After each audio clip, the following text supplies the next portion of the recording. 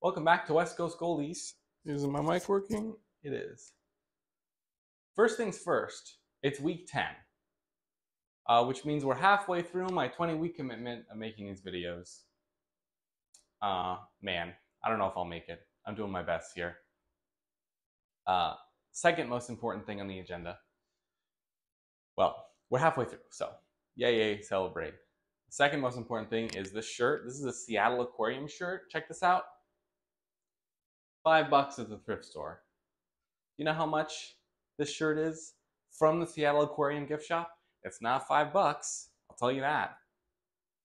So I'm happy. But yeah, we're halfway through 20 weeks of weekly vlogs.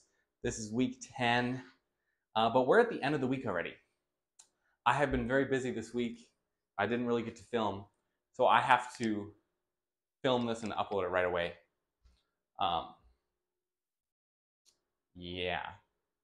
As far as the weather for the pond fish, because you remember last week it was super icy. All my pond equipment broke. Tune in last week if you didn't see that. But that turned to rain, as it does here in Seattle area. And it's been like pouring rain all week.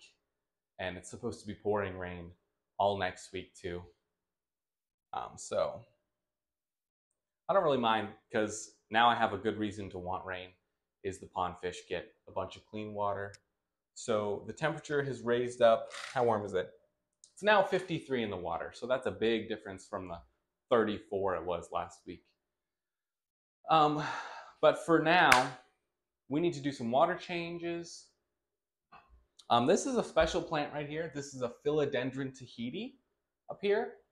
And the main leaf that it had when I first got it finally died, but it's put out a bunch of new ones. So I'm going to cut off the leaf. I actually need to cut off a few dead leaves on the plants.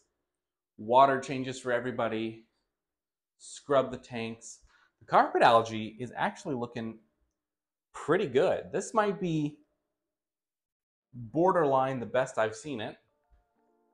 Blubbles is the same as always. She's just sitting there. Hasn't gotten better, hasn't gotten worse. I don't know what the deal is. Maybe I'll give her a salt bath today, maybe not. Is there anything else? Not this second. I'm just gonna get started on that.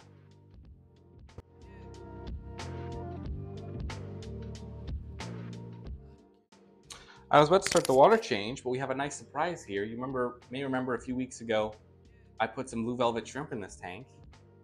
And surprise, surprise, one at least is still kicking. Sorry, it's a little out of focus. So that's pretty cool. So it's good to know that over weeks of water changes, how I do them in this tank and with the goldfish, that a shrimp can live. So, but if I see a second one, well, how many did I put in? I only put in like 2 or 3, I think. I can't remember. But I may put some more of the blue velvets in here and see if we can start like a secret invasion, a secret colony of the blue velvets in with espresso and sesame here. But we'll start the water change.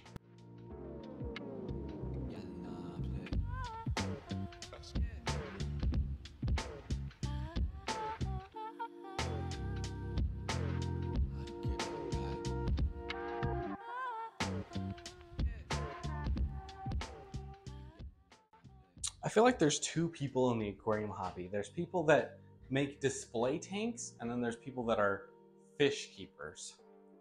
And sometimes I get in a rut because I'm like, you know, none of my tanks really are display tanks. None of them look amazing to me.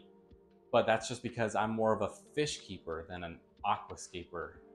Like, I'm focusing on the fish and their health and what they look like instead of maybe what the tank looks like. So it's just an interesting difference. But, you know, every once in a while I get an itch to like make things look more pristine and presentable, but I don't always know how.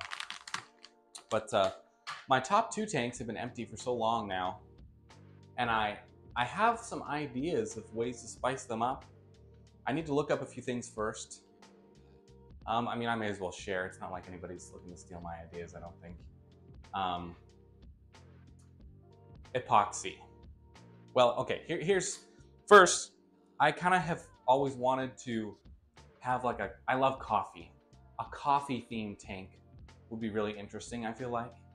And so I was trying to look up, obviously coffee beans straight in the water aren't good. Maybe I can coat them in something first. Because coffee bean substrate would be, I mean, super cool. But I don't think that's feasible. Um, and then I realized that in all of these nice 40-gallon tanks, there's a lip. Well, let me just share my idea. Real coffee bean, I'm not sure the pattern, but some kind of pattern background. And I would do this by taking the 40-gallon, setting it on its back, cleaning super well, siliconing the top because, on the back underside of the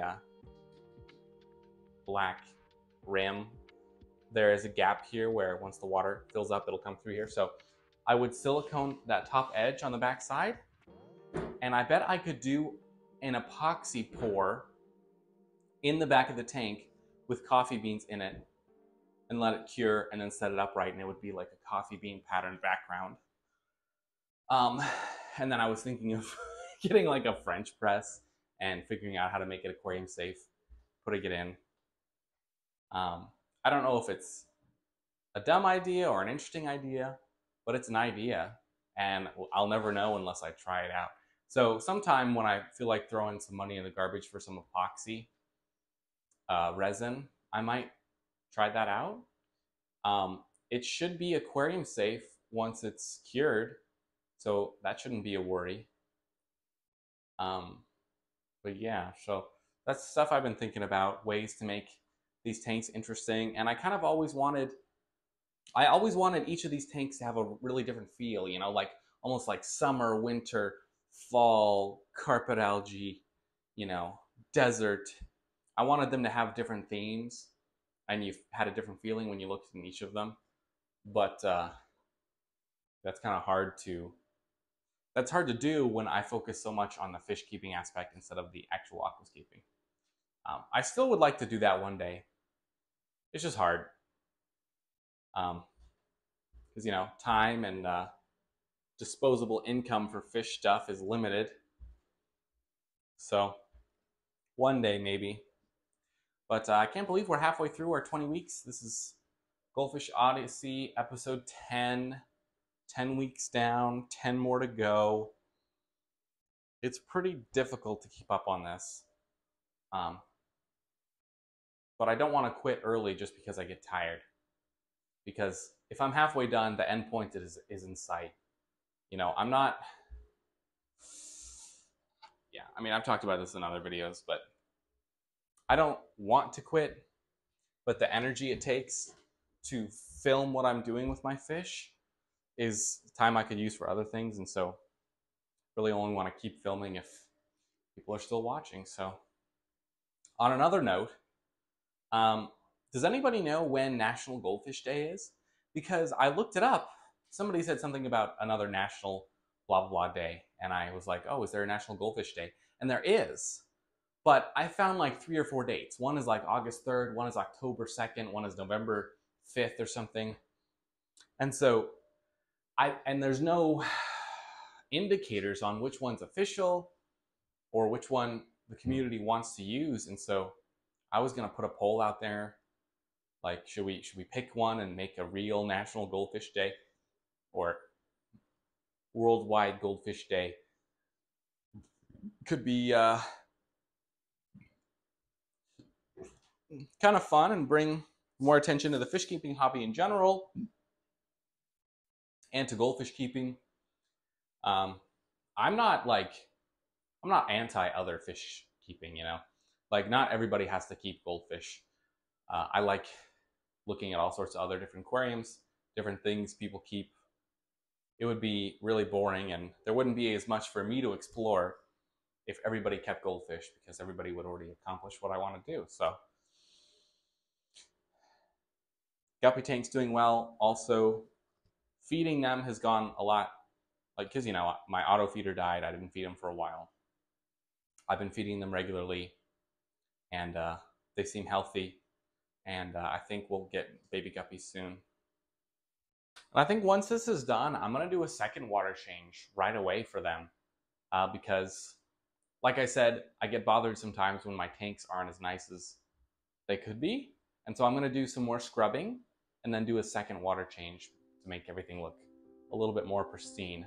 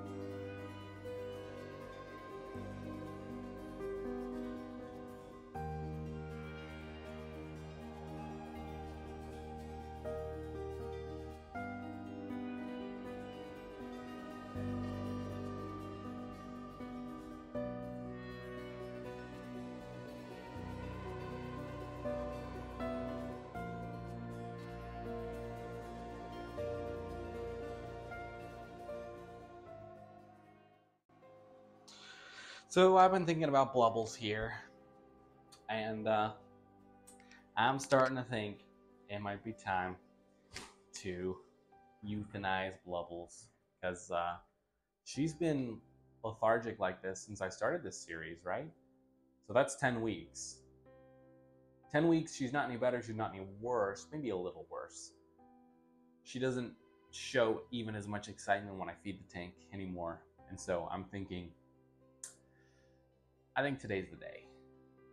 Breadstick, on the other hand, has been doing better than normal. Breadstick hasn't grown much in the last year, but all of a sudden, the last 2 or 3 weeks, I've noticed she's really been loving food and she's grown a bit. So that's kind of cool.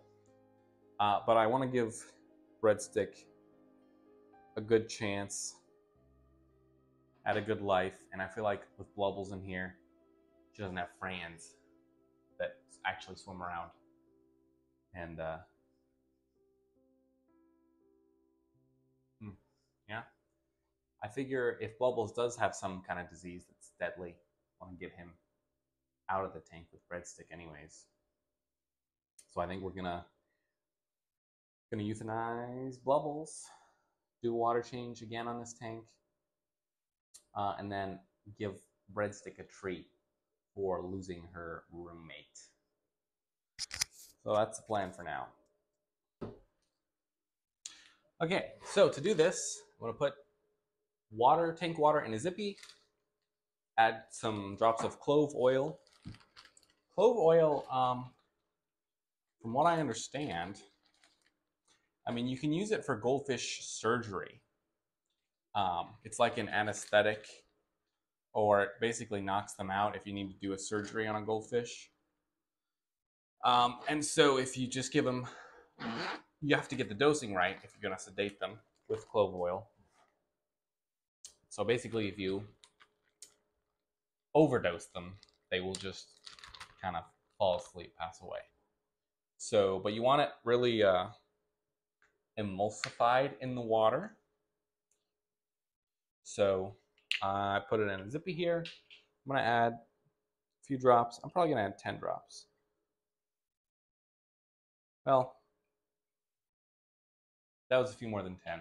Because, like, I don't want to sedate her and then bury her alive. So I want to make sure it works. So usually a little too much would probably be better. I don't know what's better, but... And so then once it's in there, you want to shake it up so that it evenly mixes in the water.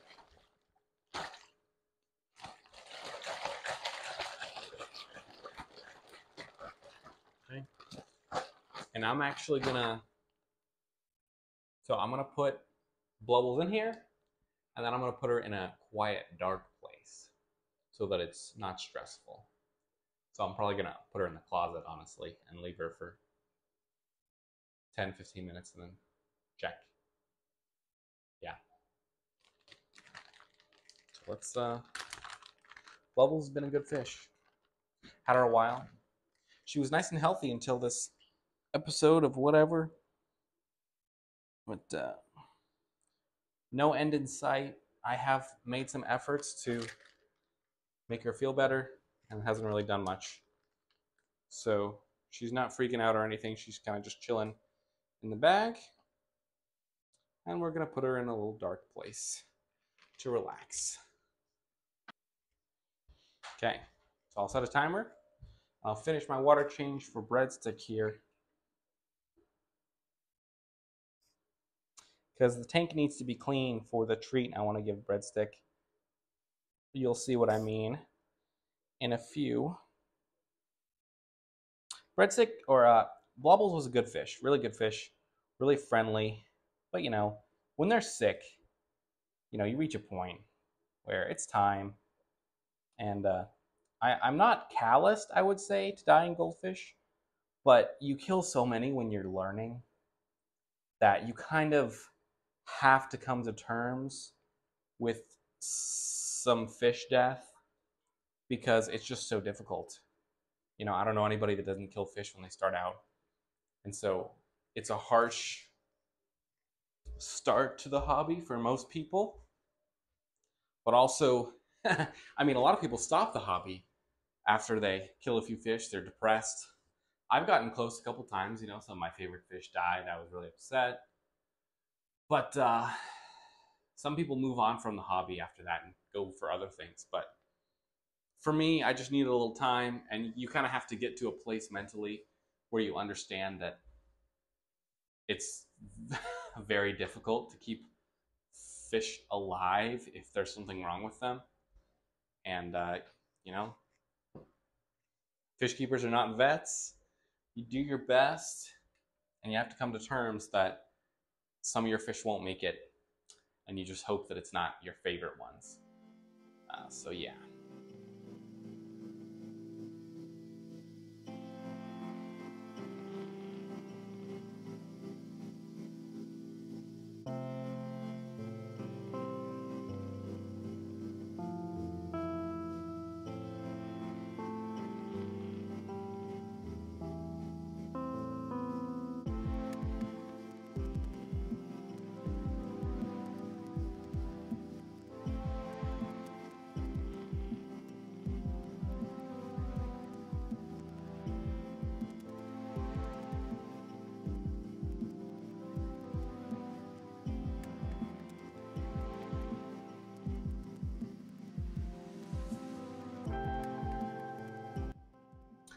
All right, it's time to reveal our little gift for breadstick.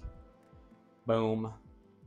I figured, because this is the best the carpet algae's been in a long time, can finally, this was always my master plan for the carpet algae, is to have a nice green soccer field for the fish to play on. You can buy these gulls and the ball from jyaquarium.com. I actually have a little discount code with them. It's just WCG at checkout for a little discount. But I mean, it's pretty sweet that they sell these gulls in the soccer ball. And I've seen a lot of people that have trained the goldfish to push the soccer ball around into the gulls. So it's super cool. I mean, look at that. Who doesn't like that? It's hilarious. It's adorable. But now, I'm not sure if I'll give Breadstick a friend or not for a while. I might wait a bit, but soon, possibly. I'm thinking of, well, I'm getting tempted to bring some more fish inside. But we'll see. And Blubbles has now passed away, so I'm going to go outside and dig a hole, bury her. I'm not going to show her on camera because I'm not trying to get this age restricted. So yeah. All right, Blubbles has been buried, and we may as well check on the pond fish. Everybody's doing good. Like I showed the thermometer, or like I told you earlier, temperature's up 53 degrees in the water. I'm still summoning the courage to clean the front of this. You know, the algae's not bad for them, and I'll show you. The water is crystal clear. It's just algae buildup on the acrylic. I'd really love to make this a glass tank because I really hate trying to keep the algae off the acrylic because the only thing I can use is like the melamine sponge, and it really doesn't scrape that well. It's a lot of work. But if it was a 100-gallon glass tank, I could use my razor blade and it'd be way easier to keep clean, see the pond fish better. It's rained quite a lot. This wheelbarrow was empty just a few days ago, so imagine all the roof water they've gotten. It's pretty good. Our little runt, Miranda, made its way down that tube. I didn't put him in this tank.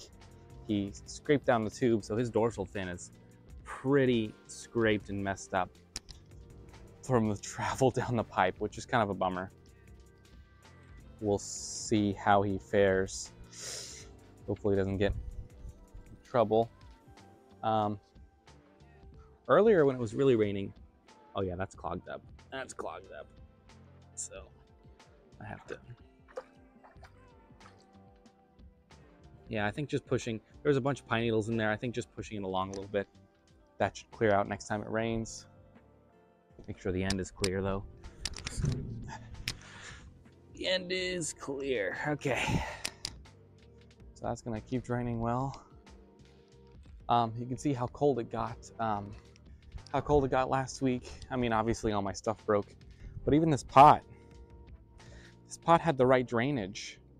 So there was no standing water. Had good drainage, and the freezing cold still broke it. Had a nice hole in the bottom, so there was no, you know, the water. It froze so quick after raining that it expanded and broke the pot. That's kind of sad. I don't know. I have to get something different here. And yeah, that's how everybody outside is doing okay though. The Java moss is growing really well. Okay, so we did a water change for them. For Lonely Breadstick, RIP Blubbles. We did a water change for Mrs. Tomato and the unnamed fish. I'm just gonna have to pick a name one of these days. Executive decision. Nobody's given input on a name for that goldfish. I mean, people have, but they haven't been good yet. Sorry. And then I did a half water change with some, see my nice little piles. I did some siphoning in the substrate. Our shrimp are doing really well. I've spotted blue, orange, red, and my black and white crystal shrimp all living peacefully. That's kind of what I want. I just want the populations to increase. I want there to be tons of guppies and tons of shrimp and snails in this tank. Because at the moment, people walk in the room and they say, oh, is anything in this tank? Because there's only a couple guppies and a few shrimp, and so it's not enough to even notice when you walk in.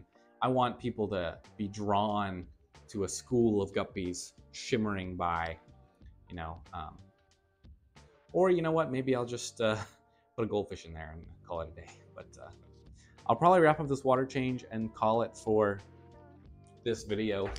Nothing too exciting, death, soccer, but at least we're done with week 10.